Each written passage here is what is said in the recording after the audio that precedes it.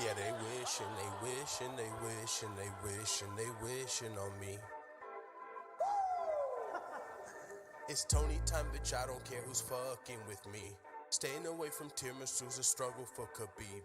You don't wanna fight, you wanna cuddle with me. My elbows are knives and I'ma cut you with these. I don't really give a fuck who's with me. If this fat fuck will make weight's a big mystery. If you were smart then you would probably pick me to submit Khabib at UFC 223. To submit Pettis at UFC 229. Tony time, Tony time. I knock out, sometimes I choke. I might be the lightweight GOAT. If my leg didn't get broke, would've probably beat Khabib. Then moved up and fought with Lee. Either wait for GSP. You don't wanna mess with me. Tony time, Tony time. I knock out, sometimes I choke. I might be the lightweight GOAT.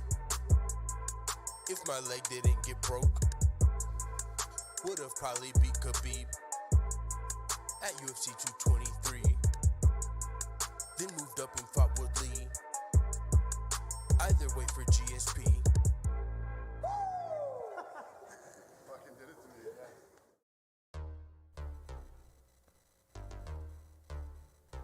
First things first, I'll be the newest champion after I beat Amanda Nunes. I want the crown, bitch, I'm the queen, you know I do this. I leave him lying on the ground because I do this. It's Valentina Shevchenko, quick to beat a bitch if you ain't no way to win, so come and get your face swole. Thanks, ho. After I get the belt, I'm getting bankrolls and Range Rovers, ripping and whipping to getting makeovers. This the takeover. In our first fight, I really won. You ain't think so? This time it will be done. Whoa there, hold on, go there, bitch, you about to piss me off. If you think you won that first fight, then you can kiss these balls. You fucked around and got a rematch with Amanda. Want a rematch with Amanda, then you're gonna need the handgun. Cause Amanda fuck around and beat a bitch till she can't stand up. You think Amanda's fuck around, then why don't you go ask Misha's fan club? Or how about Ronda Rousey? I break everyone around me's will. In the cage I pound and kill, and when I'm walking out and still.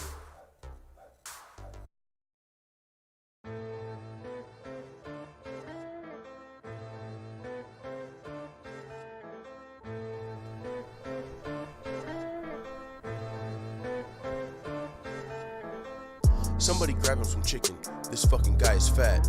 How the fuck he gon' beat me and Volkov just put this guy on his back? I hope you know no one is scared of you, especially not DC. And you can call me Daniel Cormier or Double Chips, you know you cannot beat me. And yeah, I'm talking to Lewis. If you wanna scrap, we can do this. I know that you're black, I know you're a beast, I know that you're fat and you're stupid. I'm back on my bullshit and lacking my cool. At UFC 230, I'll spaz on this fool. He's not gonna beat me cause he's lacking the tools. This nigga can't breathe when he's splashing the pool. No cardio, hope. And it's probably gonna show when I take him down and I beat him up, cause that's all that I know. They call me Daniel Cormier, I'm coming to defend my title. If he think that he can beat me, then this motherfucker's psycho. Bitch, I'm gone. I'm sick of your bad back and you're still fat, let's talk about it. I'm sick of you being black and wearing MAGA hats, let's talk about it. I'm sick of you getting smashed and then coming back, let's talk about it. Or we can get dirty at UFC 230 and you can get sparked about it. I'm sick of your bad back and you're still fat, let's talk about it. I'm sick of you being black and wearing MAGA hats, let's talk about it. I'm sick of you getting smashed and then coming back, let's talk about it. Or we can get dirty at UFC 230 and you can get sparked about it. Yeah.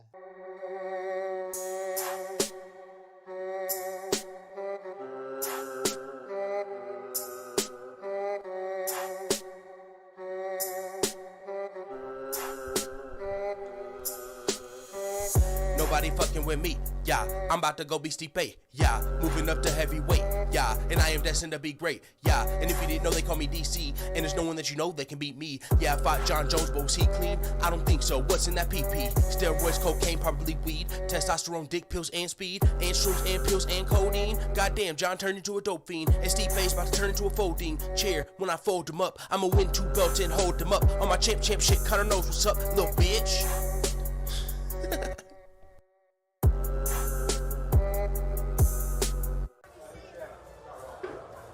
Bye, Felicia.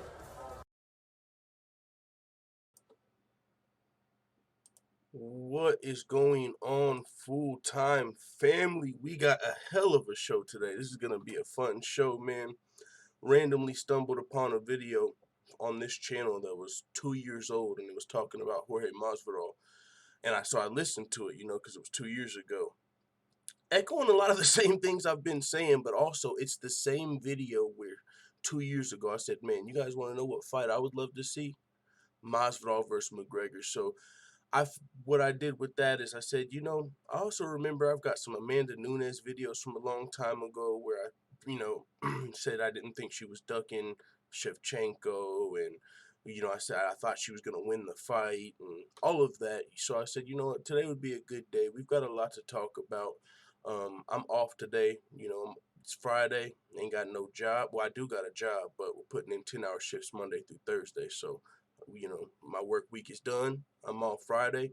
Matter of fact, I got a second interview for a second job. I'm about to have 2 jobs on you motherfuckers. I go in at 2 o'clock today for an interview at another job, killing shit. So, with that being said, I got time. We're going to do a live show today. We've been talking in the Discord. We watched PFL last night. Of course, Kayla Harrison dominated. What more can I say? Well, I'm going to say a lot, of course, because I've been on the Kayla Harrison train. It's not even a bandwagon because it's a train. And well, people are gonna say hype train. Where's Stamina MC at?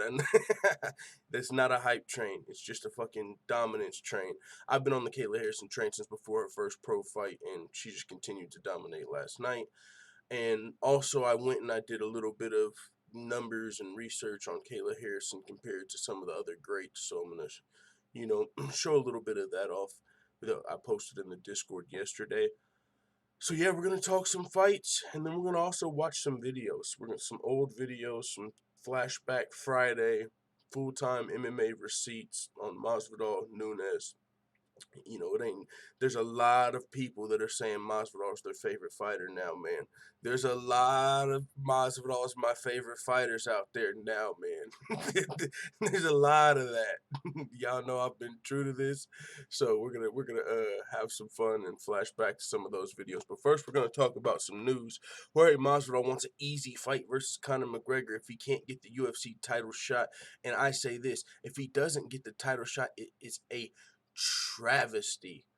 There's never been anybody more deserving of a title shot, in my opinion. No one that's paid more dues except okay. That I'm just saying, when you look at the full picture, if you want to talk about Tony Ferguson, guys like Max Holloway who went on 10, 11, 12 fight winning streaks, that's one thing.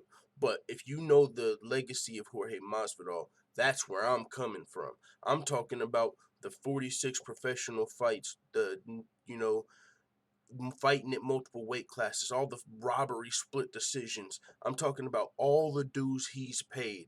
Now that added to the momentum he has, I don't know if we've ever seen organic momentum like this ever. Ever. I don't know. This is organic.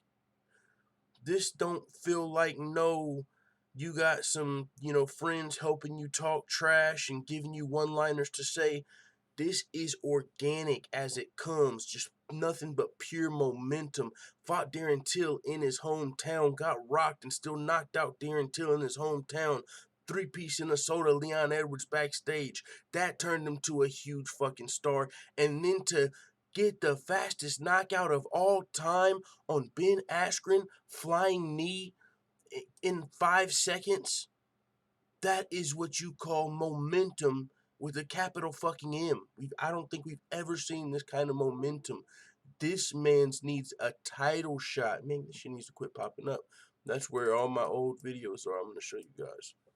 And like all I've got from, man, we started this 4 years ago. This channel's been probably about 2 years, probably 3-4 years ago we started, from the MMA Quick Hits 2 to MMA Quick Picks to full-time MMA to the whole journey. I've got all those videos saved on a hard drive. So, that's where I went and looked for some of my old Nunez videos and stuff like that. But either way, this is organic momentum. He paid his dues. What more can you ask for? You see people like Ben Askren who get to come in and, never haven't been fighting the toughest fights in the world, get to fight a ranked UFC opponent in their first fight, controversial win, doesn't have to fight the rematch, gets a favorable matchup, and then Masvidal overcomes all of that. It's insane. And also, by the way, Jorge Masvidal is extremely underrated on the microphone. He's witty. He's slick with it. He's cold on the microphone. He just don't talk trash like that because that's not his character. But whenever it's time to say something, it's always clever. Like, he's not a dumb dude at all. So he's really good on the microphone even. And also, as far as Masvidal versus McGregor, it's time for McGregor to put up or shut up. He's always talking about, oh, it's got to be a real fighter. Oh, I want to fight somebody. I'm interested in fighting a real fighter. If you don't respect Jorge Masvidal at this point in the game, you ain't a real fighter. You see real fighters, legitimate former champions and everything on Masvidal's page showing him love. Nothing but fucking love, fire emojis. Because like Masvidal said, yo, this is you're welcome to all the real fighters out there that, don't have to talk trash. They go out about their business and they've paid their dues. This is for y'all. So if you're a real fighter, you gotta respect Masvidal at this point. He just went out there and put on for all the real fighters, put on for the streets, put on for Miami. He put on for fucking everybody, Masvidal did. And so this is a time, he's got all the momentum. It's a huge fight. McGregor needs an opponent. He was the odd man out of all these matchups. He's the only one that's left without an opponent. You got one now. You got one now if you want it. It's a real fighter, someone you can respect, a great matchup. And with that being said, this is where we're going to get into our first video. Because look when this was posted, October 22nd of 2017. I'm going to skip past some of it because, it's an 8-minute video, but actually, I don't know, because it's a preview. It's a preview of his documentary he was going to make. And like I said, that thing is far from done. I hope he didn't already finish that thing because he's already going to have to start working on a part 2. Masvidal's story is far from over. Holy shit. Let's watch this thing, man. This is Flashback Friday. We're just chilling. We're going to watch this.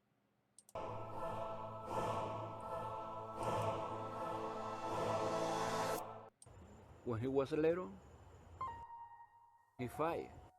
You go and talk to him. Papa, why you fight every day, Promise me that you're not going to fight no more.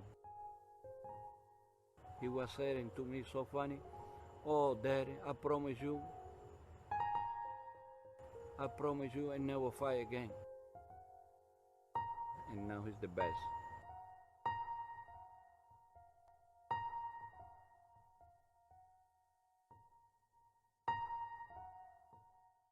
Back to the daily grind. Thanks for checking out the channel. Make sure to hit subscribe if you're new and hit thumbs up if you're not a baby back pickle biting bitch boy, cause you know what time it is. It's full time. MMA. Jorge Gamebred Masvidal, hashtag from backyard to bright lights. Let's get it.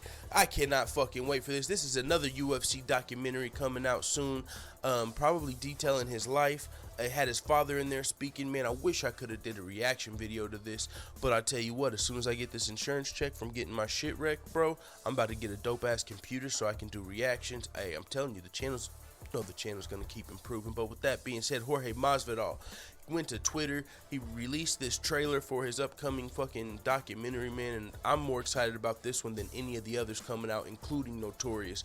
Conor McGregor's looks dope. There's probably going to be more money spent into it, so it's probably going to be a little better quality, of course, but that's because it's Conor McGregor. Jorge Masvidal's is going to be more appealing, more interesting to me, and it's going to have, I'm going to relate to it more, I'll say. Hey, Masvidal, as you've seen in the clip, I mean, he came all the way up from Kimbo street fighting days. He fought bigger dudes back then before a lot of people were really even thinking about MMA. Jorge Masvidal was out here fighting. I believe Kimbo street fights was all stand up, right? I mean, yeah, I'm pretty sure. Either way, that's not really important here. I was just thinking back to my head. But anyways, Jorge Masvidal went from there to start fighting all over the world, different organizations. He didn't just go straight to the UFC. He's not a new fighter. His record is, 32-12? And a lot of those 12 losses are split decisions where he's getting robbed because, he doesn't get that push. He didn't get in here because he's got a push, because he's got, you know what I'm saying? He came in here as a fighter, kind of like Nick Diaz. These are dudes that used to fight because they love to do it, or I mean Nate Diaz and Nick Diaz's case, they started fighting for food. You know what I'm saying? They trained jiu-jitsu for food. Everybody knows that story. Jorge Masvidal, though, he fought back then because he fucking loved it. When he was fighting in the Kimbo days, I don't even think it was just because he wanted some fucking lunch. My nigga was just out there doing his thug dizzle, throwing them fucking things. You know what I'm saying? So with that being said, Jorge Masvidal, man, his story, his fighting style, he's got hands out of this world, by the way. All these fucking dudes in the UFC lightweight division, welterweight division, not many of them want smoke when it comes to hands with Jorge Masvidal. I mean, and the split decisions, man, I'm telling you, go back and watch some of Jorge Masvidal's split decision losses, and you might like him a little more too, because I don't know what it is. Whenever I see somebody get robbed, it always makes, appeal to them more. Like, honestly, that's whenever Michael Johnson got robbed by Beneil Dariush, that's what made me go and really watch most of Michael Johnson's fights. Like, oh, hell no, you know what I'm saying? Because in my opinion, when I was watching that fight, I thought Michael Johnson completely won that fight. Now, I haven't went back to watch it since then, but that's really what made me kind of draw to Michael Johnson. Now, it's been a while since then, but Jorge Masvidal, he's got robbed more times than anybody I can think of off the top of my head. When I think of somebody getting robbed in split decisions, I'm thinking Jorge Masvidal. Now he's getting his due, though. Now he's up there. I don't know what it was, but maybe it's whenever he knocked out Donald Cowboy Cerrone.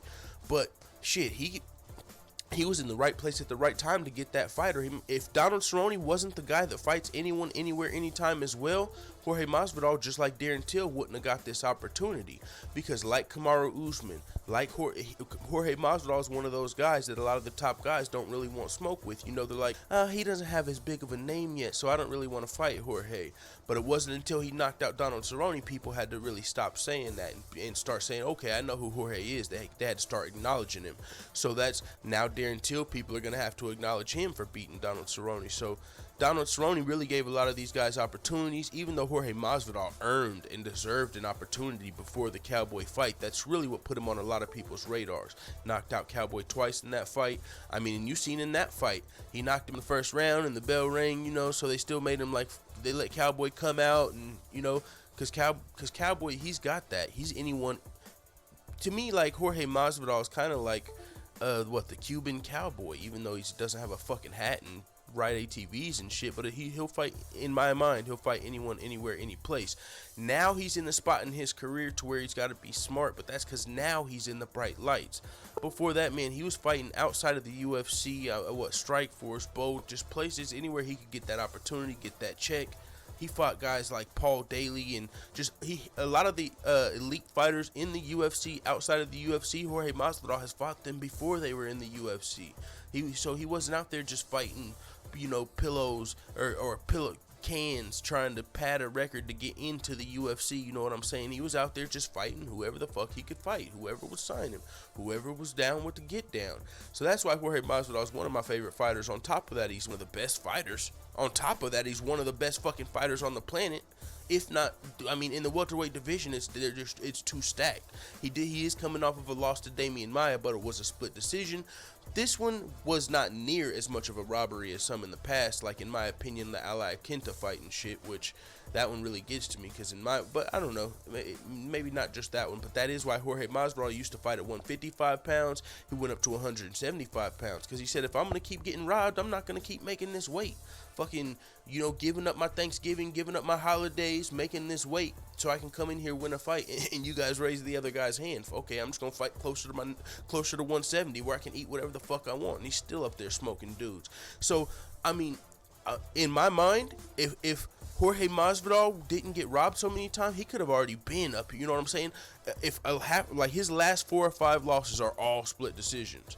If those went his way, he would be on an 11-fight win streak. I mean, he might have still been at lightweight. He could be one of the best lightweights in the world if he didn't get robbed and go up to welterweight. But at welterweight, he's still up there. But just me thinking about him at lightweight being one of the best lightweights in the world, it made me think of Jorge Masvidal versus Conor McGregor for some reason. That would be fucking such a fucking fight, yo. Jorge Masvidal versus Conor, yo. He might be too big at this point. I don't know. Conor goes up to 172. I would I know there's a lot of people that there's other fights for Conor, but me, I want to see Jorge versus Conor at 155. Just thinking about that's insane. They've both got documentaries coming out as well, and I want to see them both. But I feel like I'm gonna enjoy Jorge Masvidal just a little bit better because I I haven't even been like thinking about this, but this is something that's super appealing to me. As soon as it comes out, I want to hear more about when it's gonna come out, all of that shit, man. Jorge Masvidal's that fucking dude. I can't wait to see when this comes out. If it comes out on Fight Pass, it's probably not gonna come out in theaters like Conor McGregor shit. Wherever it comes out, I'm gonna be watching it. Can't wait. It is what it is, man. If anybody wants to do a full-time family call, let me know. You guys, I mean, that's what they call receipts in the business. Let me get this off my. That's what they call receipts. That was 2 years ago. Masvidal, my favorite fighter, one of the best fighters on the planet. I want to see Masvidal versus McGregor. That's what they call receipts. Ba boom, cha-ching, cash that shit in. Fuck you, Tom Matt.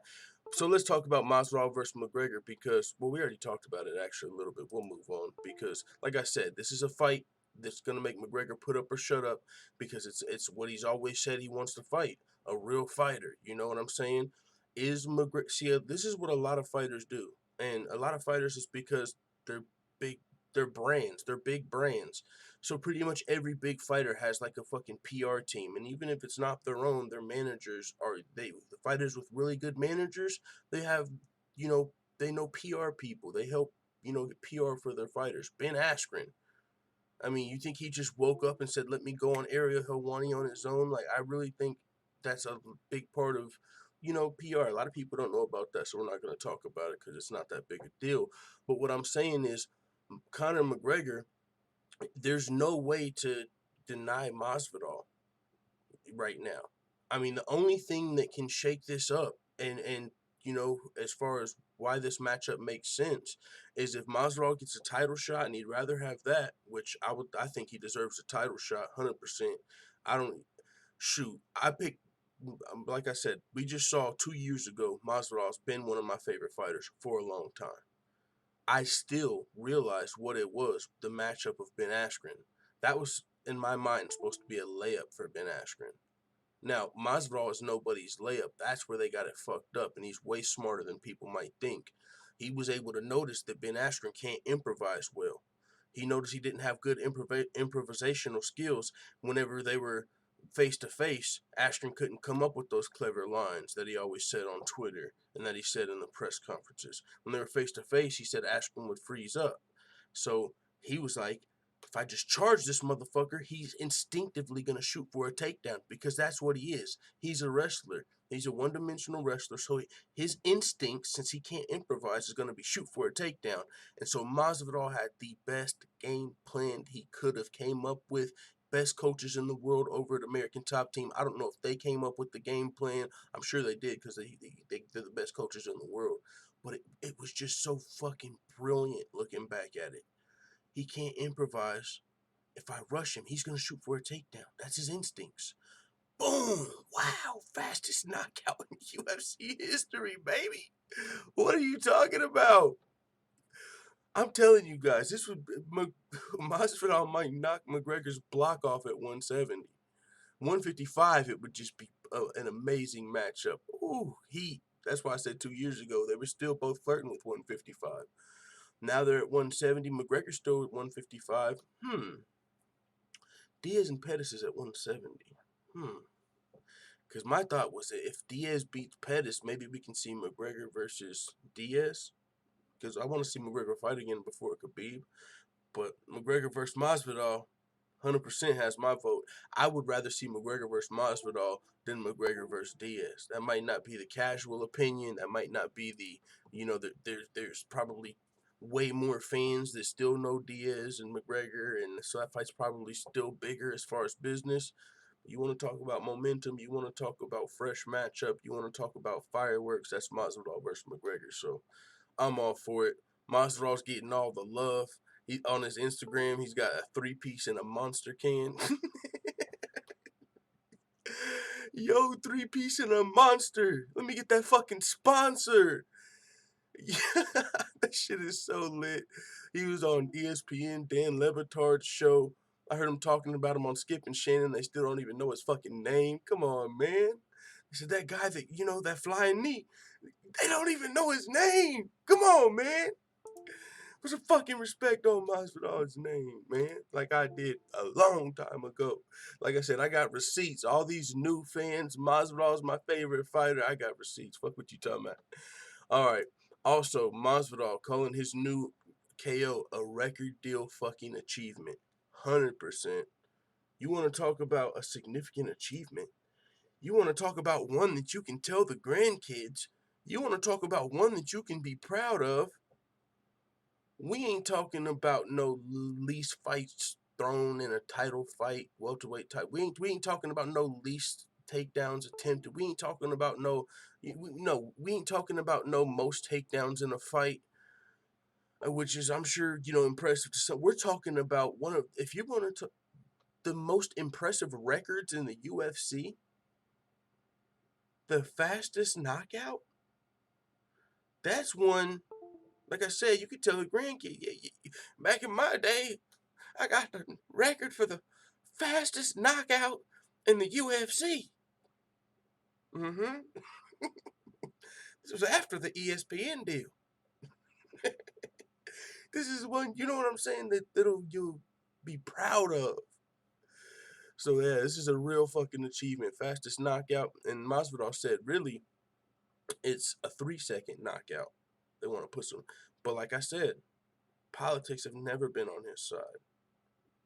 And maybe they did that for everybody, but my thoughts, if McGregor would have fucking knocked out Ben Askren and like that, they'd probably wrote it down as 3 seconds. Maybe not. Maybe that's just my thoughts. I'm just saying, he knocked him out in 3 seconds, but I guess technically the ref didn't pull him off till 5, so maybe that's when they stop it, but he knocked him out quicker than 5 seconds. But hey, he's got the record. We ain't gonna complain. We'll take what we can get. He's getting the love. You know what I'm saying? We ain't gonna complain. So, you got through Masvidal. Yesterday was PFL week 4. PFL, fucking love it, man. Their playoff system and how you get points. If you don't know about PFL's point system, I mean, just a quick what it is fucking unplug this thing for now, man. This shit's pissing me off. Sorry, that clicking noise. That's my drive going in and out. Anyways, PFL, they got a playoff system, and in regular season, you score points. If you get a decision win, 3 points. If you get a finish in the first round, you get 6 points. If you get a finish in the second round, 5 points. Finish in the third round, 4 points. And whoever's, there's a top 8. Whoever's got the most points gets into the playoffs.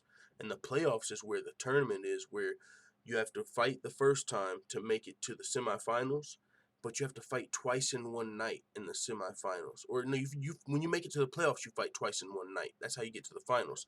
So you fight your first matchup, and it's 2 rounds. And so winner of that moves on and fights again in the playoffs on the same night. So you got to win 2 fights in one night in the playoffs. And if you win those 2 fights in one night, you make it to the title fight, which is the $1 million fight.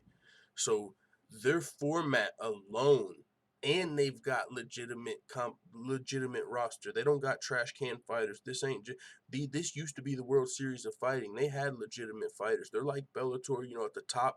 They've got 1 or 2 or 3 guys that could compete in the UFC. It's not all cans over there by any means. We just saw John Howard last night fucking drill Ray Cooper, dog. That was crazy. Fucking hammer and nail type fighting. Ray Cooper was one of the PFL's big stars from last season, breakout stars that is a really good fighter. And then Kayla Harrison, she could beat anyone in the UFC, not her teammate or maybe Chris Cyborg. Any of these other girls, you would probably pick Kayla Harrison against. So, I mean, she's already would be ranked in the top 2 or 3 in the UFC, minus Cyborg, minus Nunes. We'd know she'd beat Anderson. I mean, Holly Holm would be an interesting matchup, but Kayla Harrison's bigger than a lot of these girls. So once she starts cutting to 145, she's going to be even more of a problem. And, and as far as Kayla Harrison, she's doing people to call her a hype job. It's ridiculous. She's not at all. I mean, I don't think it's hype if it's real greatness. Like if Aaron Pico was not fighting guys that could be fighting for titles in his first 2 fights, 3 fights. And the difference with Aaron Pico and Kayla Harrison is Aaron Pico is in men's MMA, which is just more evolved at this point. women's MMA is less evolved. So you have to compare Kayla Harrison to the former GOATs, really. The George St. Pierre's, the Jon Joneses, the Anderson Silvas, the Amanda Nuneses, the Chris Cyborgs. These guys, when they were coming up, the competition they were fighting wasn't the level of competition Aaron Pico is fighting. It's way more similar to what Kayla Harrison is doing, because now women's MMA has evolved a lot since, the days of Nunez and Cyborg and those girls. But so you can compare Kayla Harrison, what she's doing, to like Jon Jones, GSP, Daniel Cormier, as far as who were they fighting in their first 4 fights. They were in men's MMA. So you got to compare men's MMA to evolved women's MMA. So I think those are the best comparisons. And when you look at what Kayla Harrison has done, she's done already in her first 4 fights, even before last night. She was already on a path to greatness. Look, check this out. In her first 4 pro fights, she fought girls with the combined record of 27 and 11. 27 wins, 11 losses. She's 1-0. She's 2-0 fighting a girl that's 8-1. She's fought, her combined opponent's experience is 27 and 11. I went through Tapology and I looked up some other people. Jon Jones, his first 4 fights, 3-5. That was his opponent's combined experience. You look at Nunez, 3-3. Look at Ronda Rousey, 12-3. Look at Daniel Cormier, 14-3. Look at George St. Pierre. He was the closest at 23-11, but either way, you see what Kayla Harrison's path is and what her potential is. And I think a lot of the hate comes from people comparing her to Ronda Rousey, and I don't think it's a fair comparison. The only reason people do that is the judo, but people don't realize Ronda Rousey took a bronze medal and defended the title, 6 times? 7 title fights?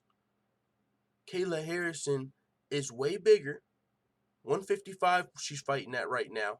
When she cuts to 145, she's going to be a huge 145-pounder. Huge 145-pounder. She fought Josette Cotton, who can't even make 145. They fought at 155. That was a legitimate 155-pound, 8-1 fighter that Kayla Harrison fought. So Ronda Rousey took a bronze medal to 7 title fights. This is not just a gold medal, 2 gold medals. She trained with American Top Team for a full year before her first pro fight. The only reason she got into fighting was to be the greatest of all time. She didn't need the money. She's got a book deal. She don't need money. I mean, it's $1 million is a lot of money. It's an incentive, but that's not why she's here. When she got into fighting, her eyes were already set on Cyborg. She knew what she was getting into, and she's taking the proper steps to get there. So when you have all-time greatness, preparing the right way, taking the proper steps, that's not hype. That's the real deal. And I've been saying that since before her first pro fight. I've been on Masvidal for a long time. Amanda Nunes even. A lot of people thought she was scared of Shevchenko. And I didn't. And this is where I guess I'll plug this in. And we got there's really, as far as news, there's not a whole lot to talk about. But we are going to talk about some more current events in MMA as soon as this plugs in. All right, so what else do we got? Henry Cejudo calling out Amanda Nunes and Valentina Shevchenko. Everyone's saying he's joking because it's Cejudo. But if you watch the TMZ interview, he didn't have a smile on his face when he called these girls out. This is some weak shit, dog. He's calling out Nunes and Shevchenko. He said he wants all the gold he can get his hands on. Okay, and he called out Max Holloway. How about Khabib? Why do you go to Nunes and Shevchenko before Khabib? Huh? Now, I think Nunes would beat the shit out of Henry Cejudo. If we're just being 100% honest, I think Nunes fucks Cejudo up. But I'm just saying, Cejudo's calling out females. That's pretty controversial. Now, the fact that Amanda Nunes is so dominant, we can have this conversation. Like I said, I think Nunes wins that fight 3 times out of 5. Not every time. 3 times out of 5. But Cejudo's calling out Shevchenko. Man, if you guys haven't seen it, you got to go check it out. Listen to Henry Cejudo's most recent TMZ interview. He's calling out Nunes. He's calling out Shevchenko. He called out Max Holloway. He said he just wants all the gold. How about defending your belt? The UFC just re-signed Brandon Moreno. They just re-signed a flyweight. If they're folding the flyweight division, Henry Cejudo might have saved the flyweight division. And shit like this is how you get headlines. This is how you get clicks. This is how you save divisions. No jokes aside, Demetrius Johnson would have never said no shit like this. He would not be on Yahoo Sports right now. This is not MMA Insider.org/MMA Reddit. This is not MMA, a little MMA site that isn't. This is a Yahoo Sports. This is a big, Henry Cejudo's getting big headlines. Is it crazy what he's saying? It's crazy. I don't think that will ever happen. I mean, I don't know. Maybe in this day and age, with men and women's equality as men and women as equal as ever, maybe this does maybe they do allow this. They have weight divisions. 135 pounds versus 135 pounds. We've talked about this in the past. Give the women a titty clause. Let them have an extra, 3 to 5 pounds over the men. And these are even fights. Like I said, if you let Amanda Nunes weigh in at 140, Cejudo 135, I think Nunes beats the living shit out of Cejudo. Okay, not that bad. She's not going to do what she did to all these other girls like Holm, Rousey, Tate, Cyborg. God, she's a killer. God, she's a killer. Oh, she fucking broke all of these women. Oh my God. Tate, Holmes, Rousey, Cyborg, Shevchenko she didn't break Shevchenko, but she broke those other girls. Broke them down. Yikes. I got Nunes versus Cejudo all day, dog. All day. Shevchenko would be a close matchup because Cejudo might be able to use his wrestling since she, he probably has a little size on her. Maybe you let Shevchenko weigh in at 130, Cejudo at 125. Shevchenko might bust him up. As long as she can avoid the takedown, she might bust him up. Shevchenko's world class. A guy like Cejudo opens up this conversation. That's interesting. That's really interesting. But I'll be curious to see how a lot of other people feel about this. Let me pull up the chat. I want to see what you guys think about Cejudo calling out these women. What's the Matrix said? Henry said you wrong, FTMMA. I miss Demetrius. He was incredible. Henry's trying to be cringe king. Oh, he's definitely the cringe lord. Leon Dobson says, unlike Ronda, who had to rely on her judo, and Edmund, oh yeah, her bronze medal in judo, and she had Edmund Tarvarian, who is not American top team. Stamina said full-time making a whole video to pat himself on the back. Whatever. Next, Stamina MC is just upset because he's been on the wrong side of history numerous times, and I understand it, man, but sometimes you got to pull out your receipts and let people know you're the real deal. Because some people get on there and they challenge you. You get people like this guy named Random, who's a casual fan, and he's got the nerve to say ridiculous things, challenge. And it's not just him. There's been quite a few people. Sometimes you gotta flex. Sometimes you gotta pull out the receipts. People treat you, like just some other casual fan. I've paid attention to this sport for a long time now. The business side of it, the resumes, the fight aspect of it. So I'm pulling out the receipts to let motherfucker know I'm the real deal, because I don't do it that often. It ain't like I do this every week. Every now and then you do gotta let a motherfucker know though. And I get guys like random calling me a casual when he's just speaking MMA fucking blasphemy. So sometimes you gotta let a motherfucker know.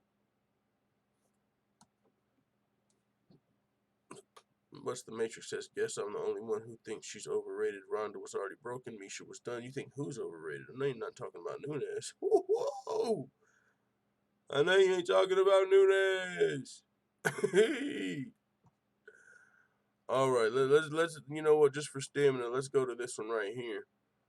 Here's a Valentina Shevchenko not buying. All right, we gotta pull it back up.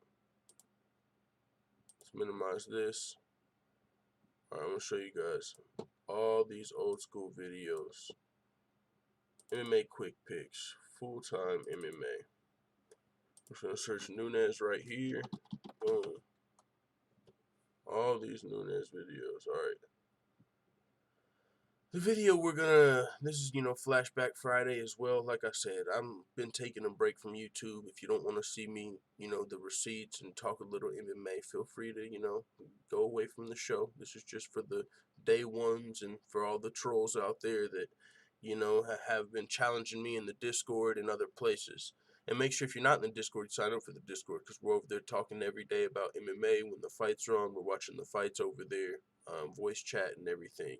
Whenever people don't feel like typing, we get in the voice chat and have debates. So make sure you sign up for the MMA Discord over there.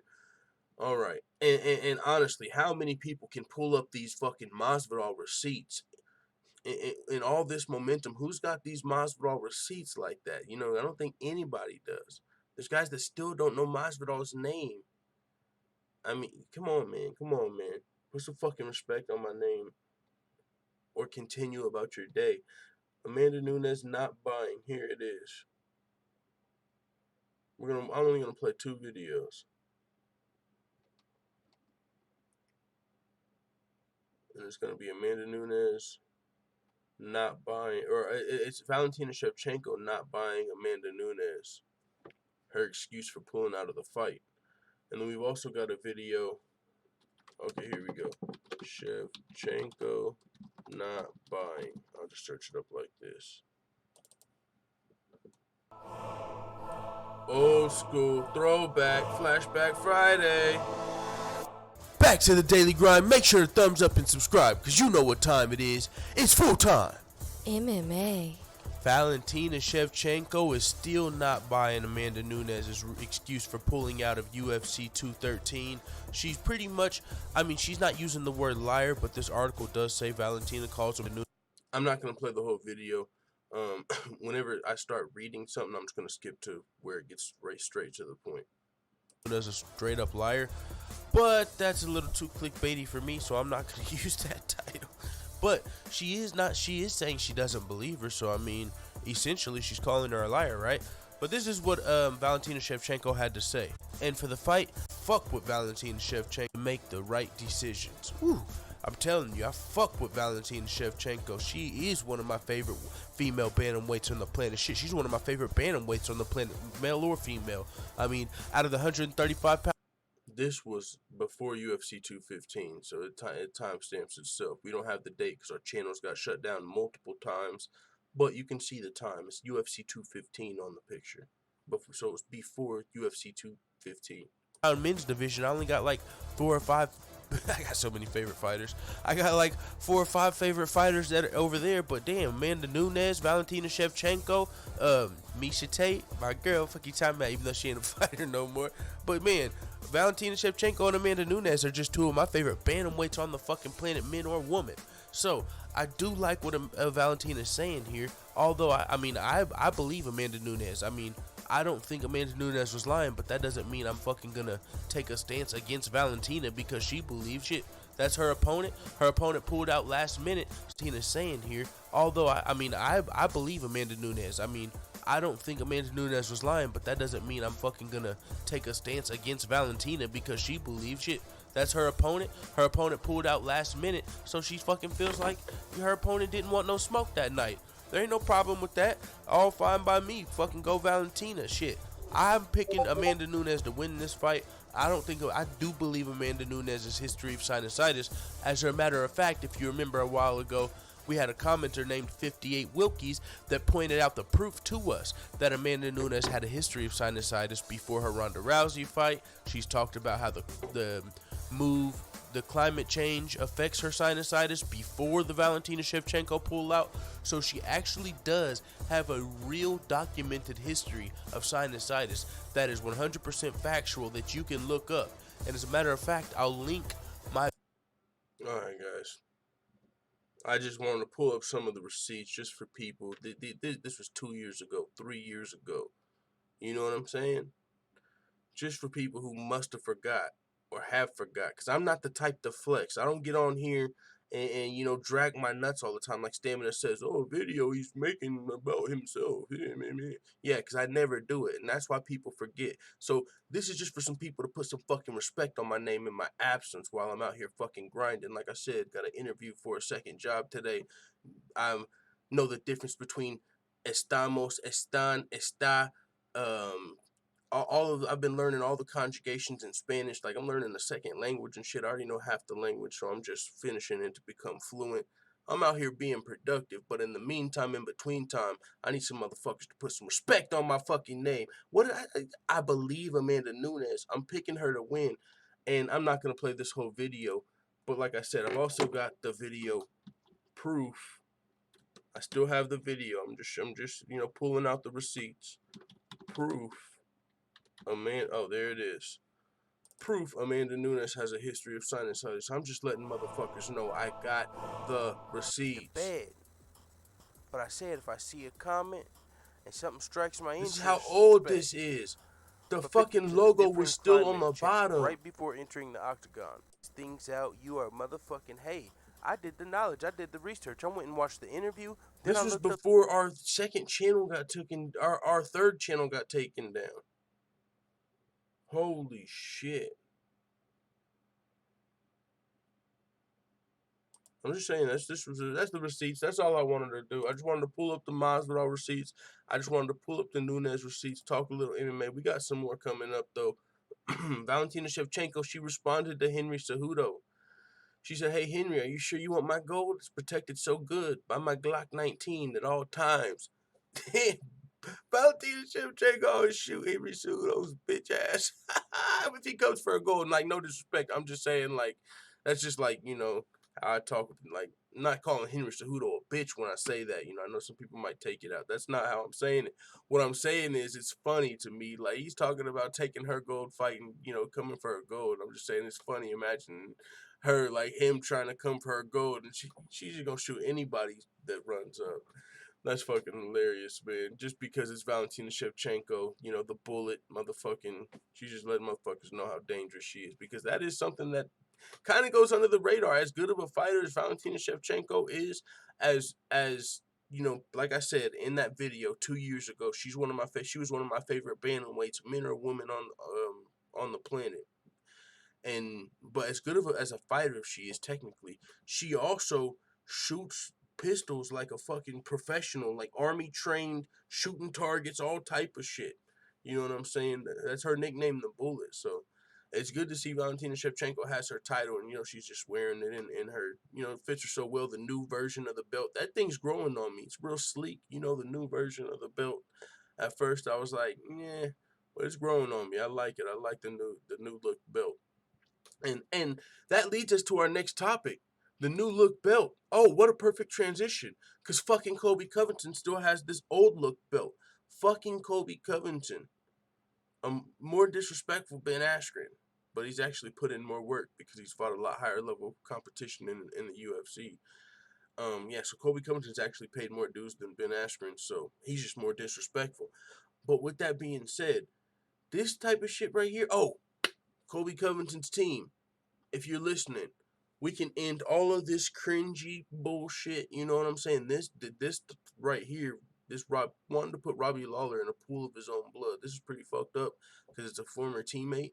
You know, Colby's making up some story. I'm sure it might be real. Whatever. He feels like Robbie Lawler snubbed American Top Team because he had to fight his teammates and he didn't want to train with his teammates, so he left the camp. So Colby saying he wants to leave Robbie Lawler in a pool of his own blood.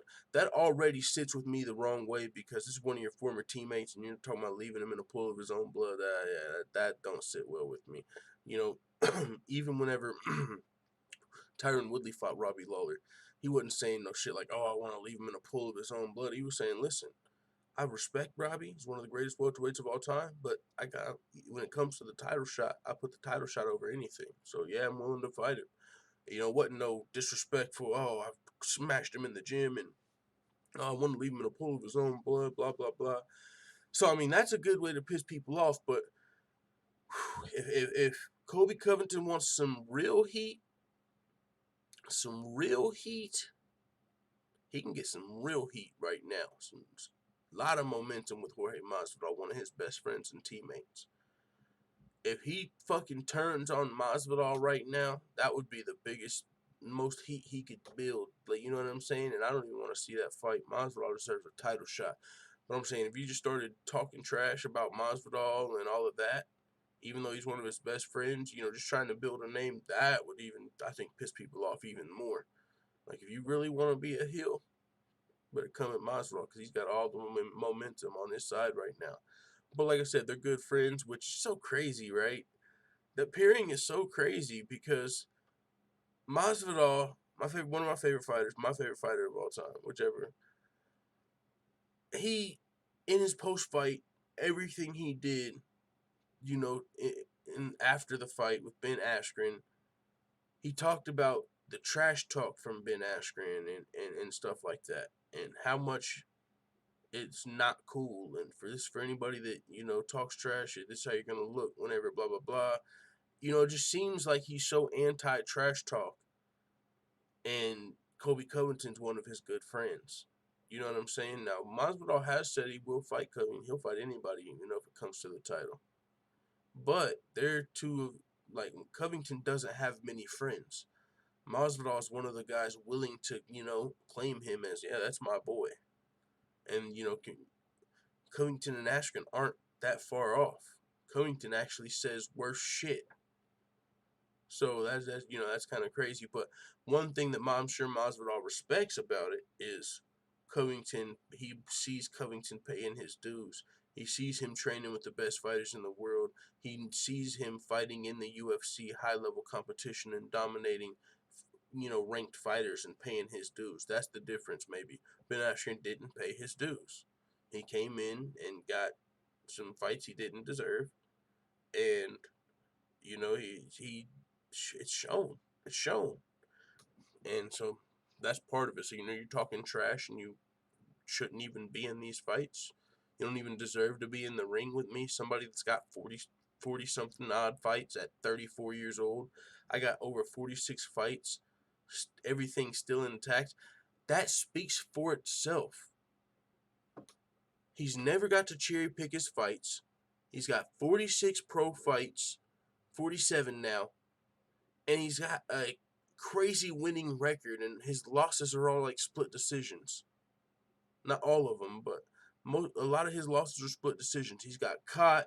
You know, anyone can get caught in a submission, especially if you're fighting 46 times.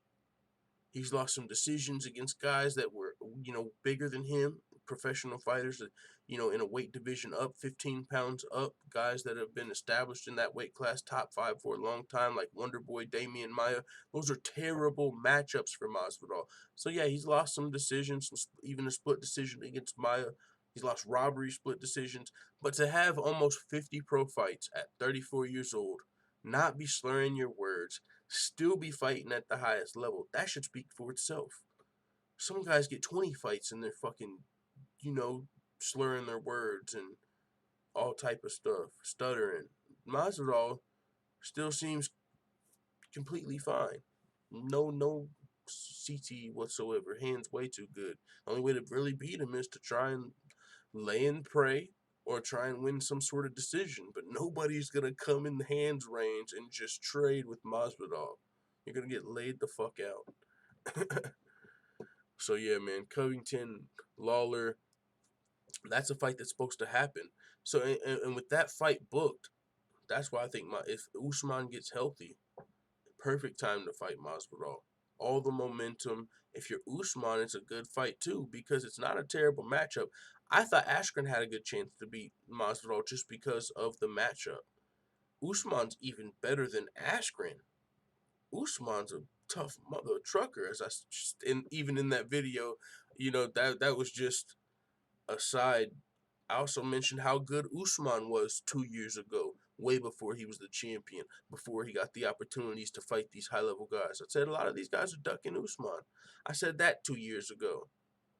Since I'm patting myself on the back today, since that's what today is, since that's what boy Stamina said.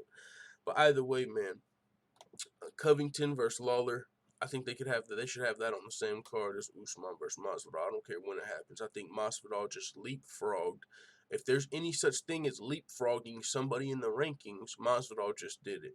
That is momentum, that organic momentum. It's not some fake, cringy, disrespectful bullshit.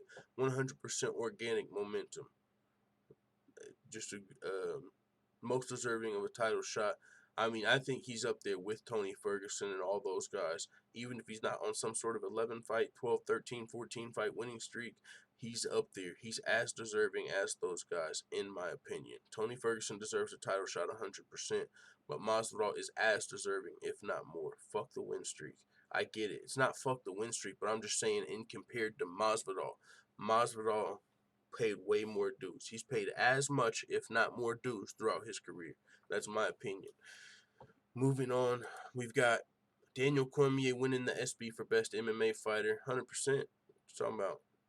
I mean, he might be the greatest fighter of all time, undefeated at heavyweight, champ in the two heaviest divisions. They call the heavyweight champion the baddest man on the planet. He's the heaviest and the light heavyweight champion. He was before Jon Jones came back, of course, with the Picos, whatever, with not. He's clean now, I think. And that's a conversation I seen on Chael Sonnen's channel on his podcast. He talked about.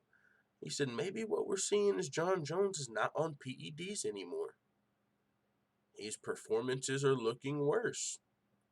Maybe it's because he's not, essentially the Picos are pulsing out. Those aren't the words Chael said, but if you fail a drug test and your levels are decreasing because you stopped taking, maybe that's what's going on. I mean, it's not what physique would say, but we're not using eye test here. Either way, the performance is decreasing, right? So he fought to a decision with Anthony Smith. He almost lost to Thiago Santos, split decision. Maybe that's what it is. And then the other thing is, he's not, Jon Jones, he's not really open to moving up to heavyweight anymore. He used to talk about going up to heavyweight all the time on his comeback mission. He couldn't wait to be a heavyweight. When it was Brock Lesnar, he couldn't wait to be a heavyweight. Now these performances aren't great. He's not interested in heavyweight. He's not super confident in his abilities. He's not as confident in the fights. I mean, it just does not look like the same Jon Jones. Maybe it has something to do with who knows? I mean, it's a good narrative. Jon Jones, okay, the steroids are leaving his system, so he's getting worse. It makes sense.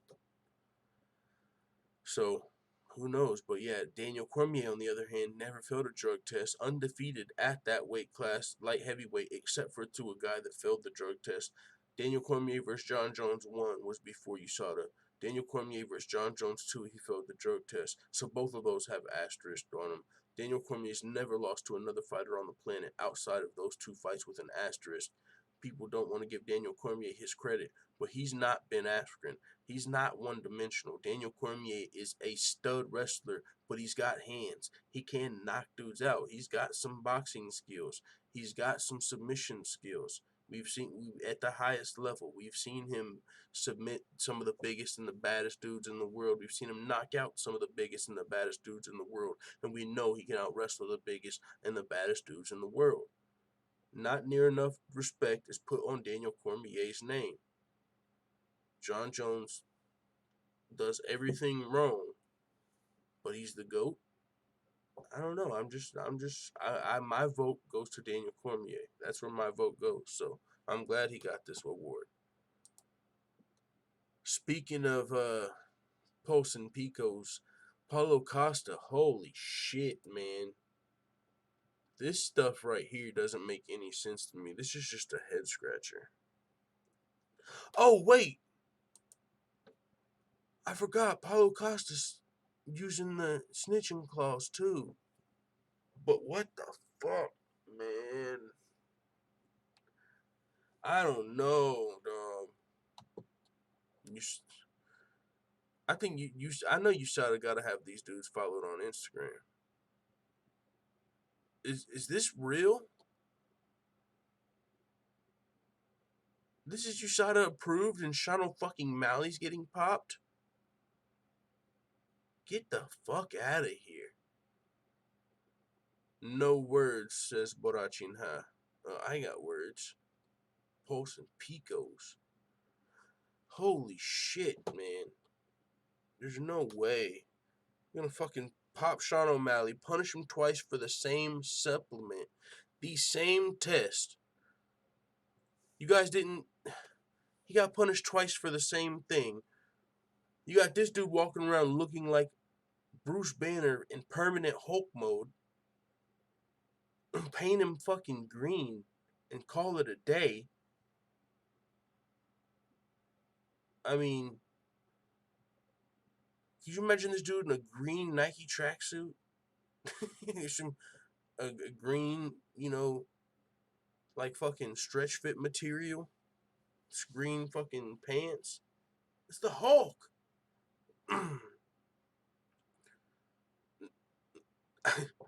And he did get flagged by USADA because that video came out. Somebody snitched on him. Somebody snitched on him and posted a video of him getting an IV. So USADA had to suspend him for a little while for the IV, but he used the snitching clause that Jon Jones used to get his sentence reduced. So Paulo Costa, like Jon Jones, doesn't pass the eye test and use the snitching clause. But hey, it is what it is. If the UFC is good with it, I guess we gotta be good with it. But it's just ridiculous that Sean O'Malley gets popped in the first place. That they believe he's innocent. USADA, the UFC have all said they believe those 4 fighters are innocent. They believe it was a contaminated supplement, but they can't find the contaminated supplement. Therefore, the fighters can't sue the company. So they just get fucked over. Careers, reputations tarnished. Sean O'Malley gets popped twice for the same supplement. They believe he's innocent. Career put on hold. Sponsorships lost. Sean O'Malley's fucking part of the fucking Skinny Boys gang. When he got signed by the UFC, one of his hashtags was Skinny Boys because him and Snoop Dogg, they smoked after the Contender Series. He's literally goes by Skinny Boy. And you got the fucking Bruce Banner Hulk out here. Got a fight coming soon, most likely. Come on. I can't do it. I can't buy the shit.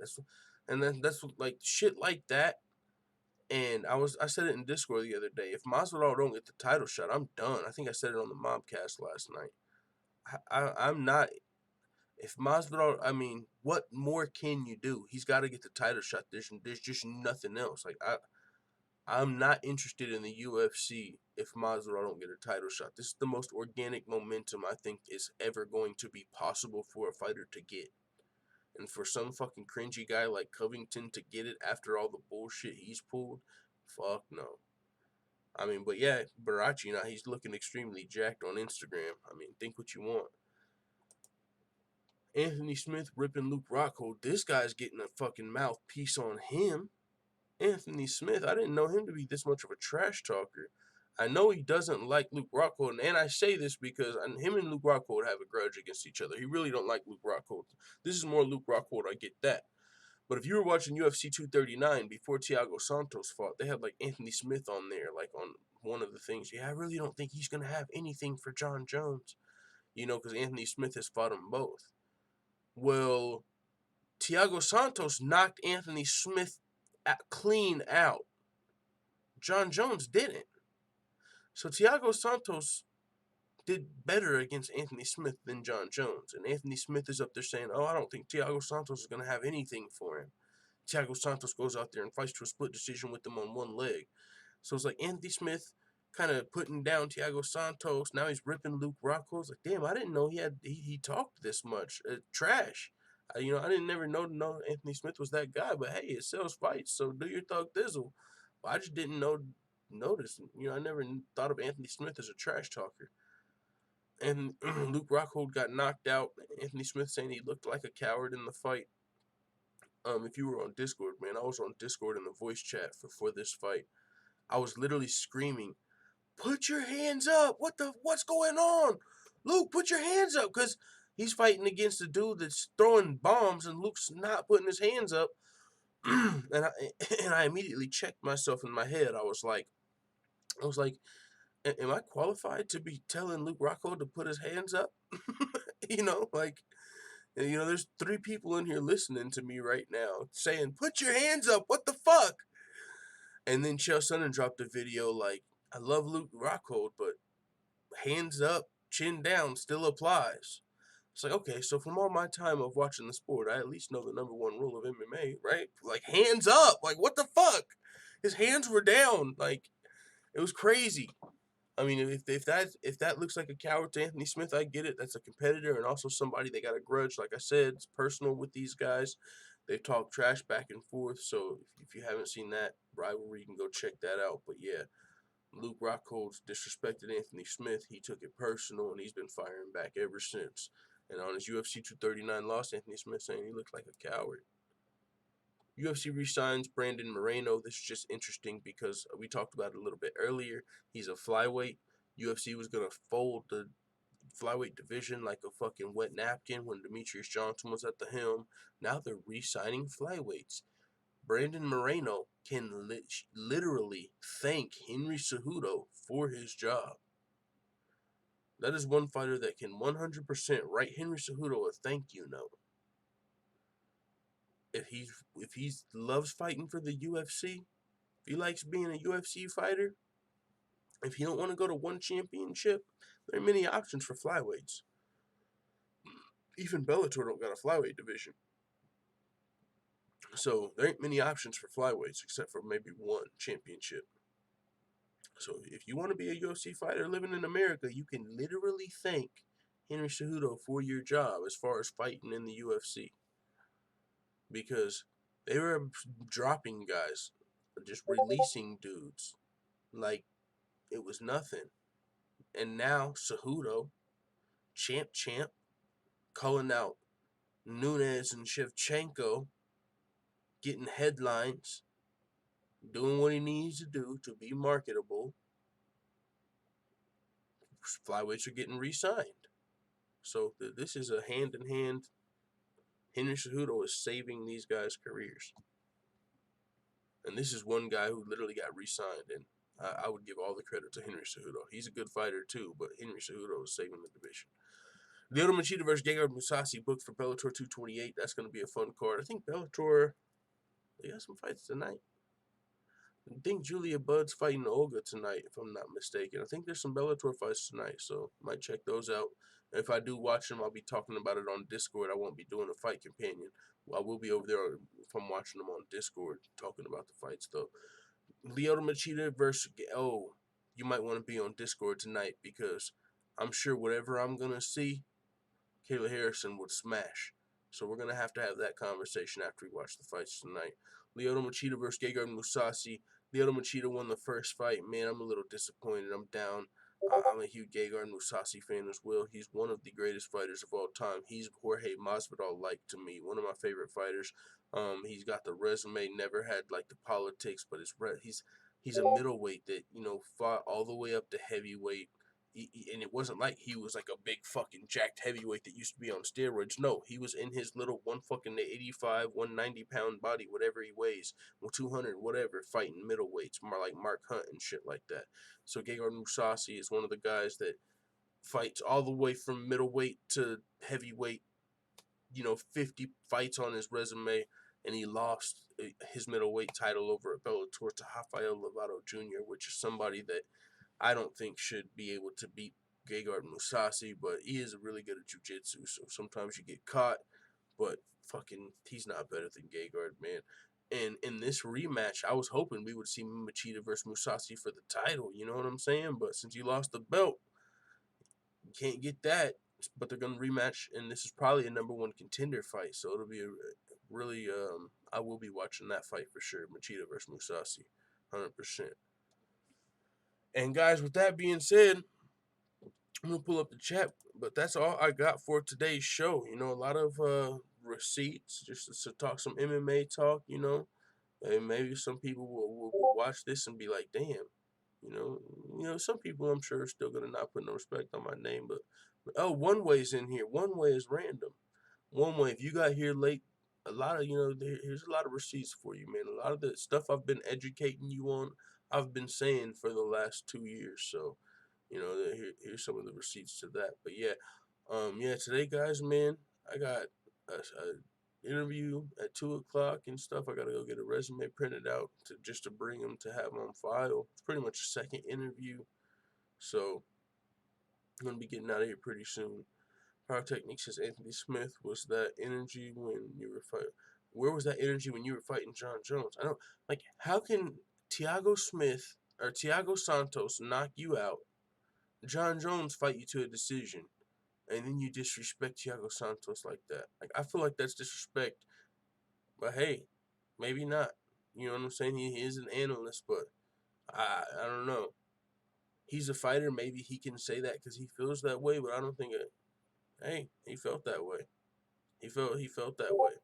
But I just feel like if one guy knocked me out and one guy I put up a fight against, then I wouldn't say the guy that knocked me out has no chance against the guy that fought me to a decision. Thiago Santos more explosive than Smith. Man, it's not even shoot. He fought a 5-round fight. He's more explosive. I think he's just better. He's just better than Smith.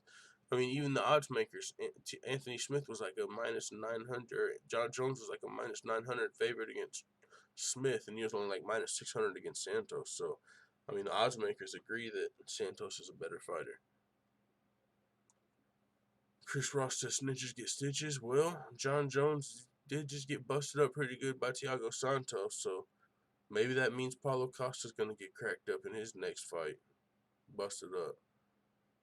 Infamous says Costa's clearly on some shit, been saying it. I mean, when you look at pictures like this, I just don't even know what you can do. What does it make you just pat that back, bro? You're an underrated talent full time. I know, man. I appreciate that. What is the Matrix? You know, I don't do it that often. I'm a humble man.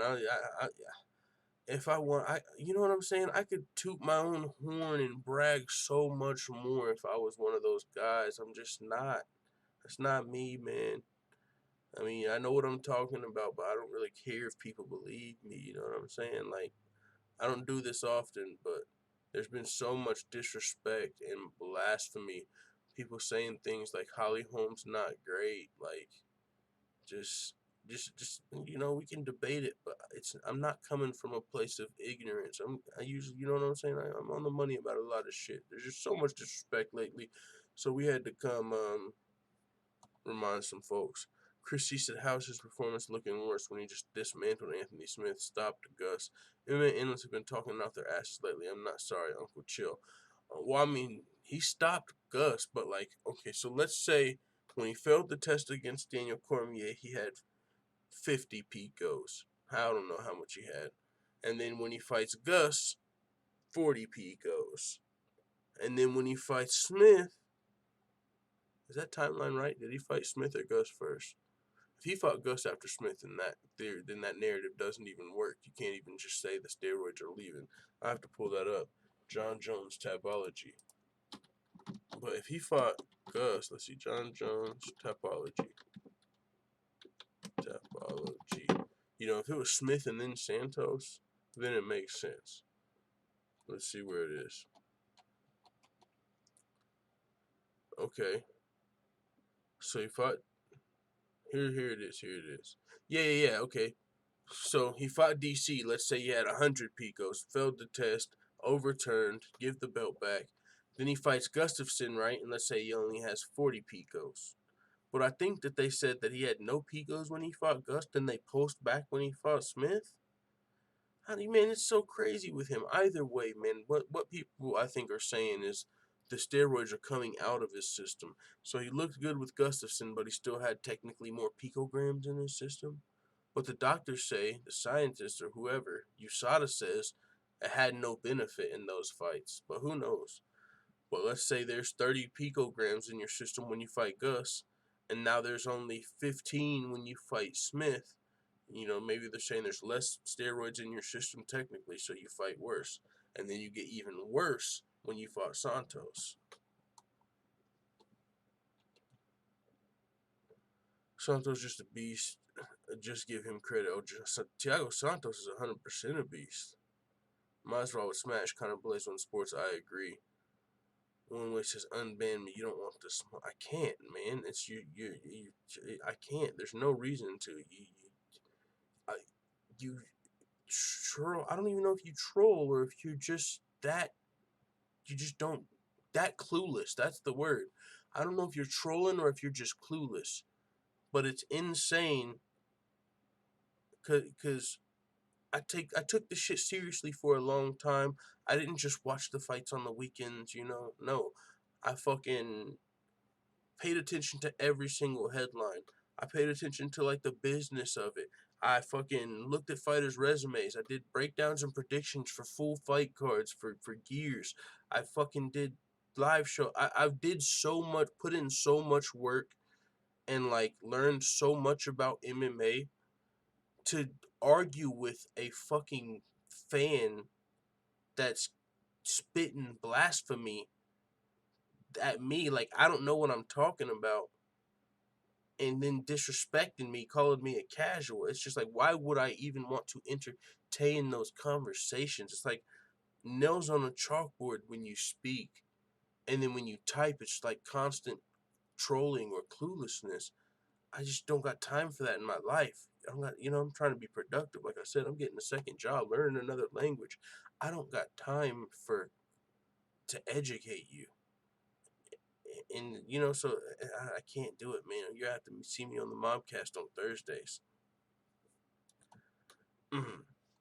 But with that being said, guys, I'm about to get off of here for now. Thank you guys for checking out this show. And hey, make sure you come to the Discord. Let me see if it's in the description. Yes, it is. Link is in the description.